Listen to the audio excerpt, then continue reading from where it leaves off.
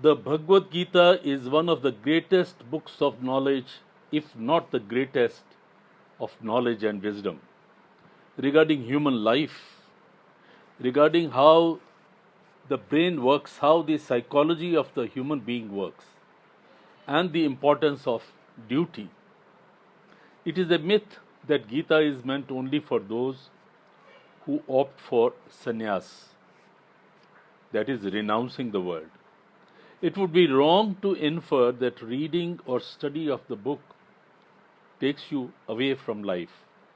The fact is that every reading of the book gives you greater insight into the various facets of life, particularly the importance of duty and the importance of being a person of a stable mind.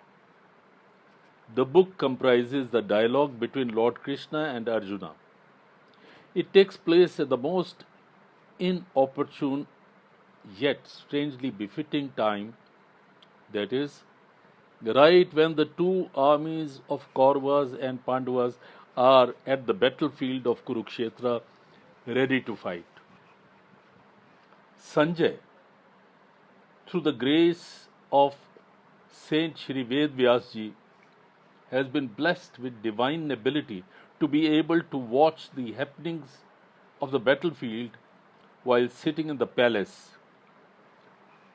His king, Dhritarashtra, is blind.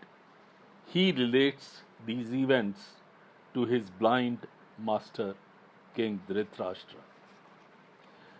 The prime subject of the Bhagavad Gita emphasizes the need for all human beings to perform their duty. It becomes explicit through the successful performance of duty that the greatest happiness one can achieve is experienced, and that only by performing your duty. Action has been considered that which no mortal can ever or should ever avoid. Those who, out of laziness or sheer habitual procrastination, get into the vicious circle of physical inaction are the worst sufferers. They may not be physically carrying out any work, but their mind continues to do so. The mind, when a person is awake, cannot be idle. It doesn't remain awake even when we sleep. Albeit, we may not be aware of the mind's actions during our sleep. It keeps on thinking, working on one matter or another. The more you shirk work and remain idle, the more mind gets restive. The heightened activity does not bring any benefit, nor adds anything to the knowledge. Rather, it adds to the confusion of the mind and inertia of the body. Such a person's mind tends to breed various negative emotions like fear, jealousy, greed, and the rest. The list goes on.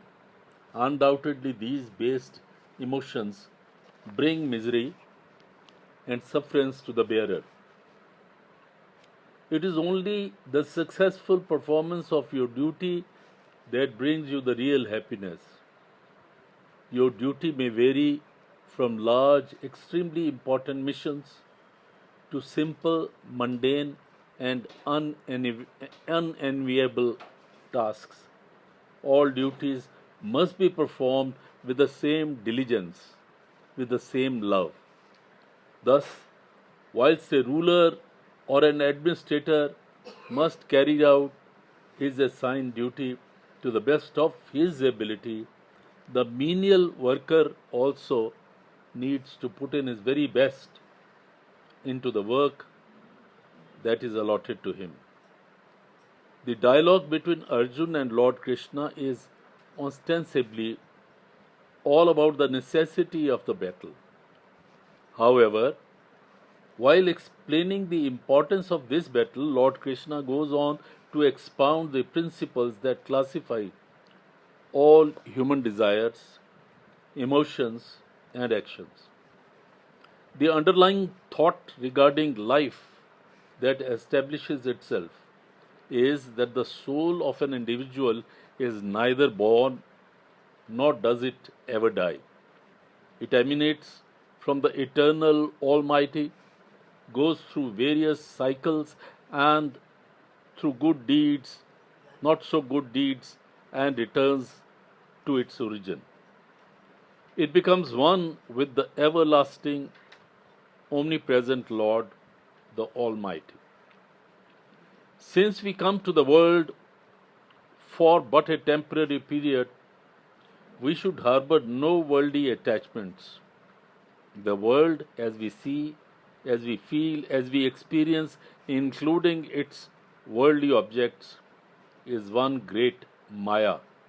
It's an illusion. This is the creation of God, Lord the Almighty. There is therefore no place for personal ego. Nothing really belongs to anyone. All objects are here.